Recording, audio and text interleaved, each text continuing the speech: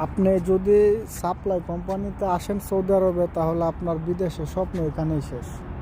কারণ হচ্ছে যে দেখেন, আমি সৌদি আরবে বর্তমান সময়ে সবচেয়ে বড় যে হোটেল, আবাসিক হোটেল, এই যে দেখতে পাচ্ছেন, এটা হলো 20 তলা বিল্ডিং। তো এখানে পাশাপাশি দুইটা বিল্ডিং আছে, এখানে আমি চাকরি করি। তো এখানে হচ্ছে যে আমার সাপ্লাই কোম্পানি হওয়ার কারণে আমি সবচেয়ে বড় কোম্পানিতে কাজ করা সত্ত্বেও আমার এখানে স্যালারি অনেক কম। তারপর যত ধরনের সমস্যা আছে সব কিছুই আমার সহ্য করতে হয়। আজকে যদি আমি সাপ্লাই কোম্পানি না হতাম, যদি আমি সরাসরি এই কোম্পানির হতাম, তাহলে আমার স্যালারি অনেক ভালো হতো, প্লাস আমার এখানে অনেক সুযোগ সুবিধা থাকতো।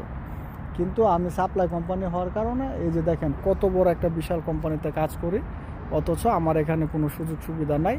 আমার স্যালারি সবার থেকে কম।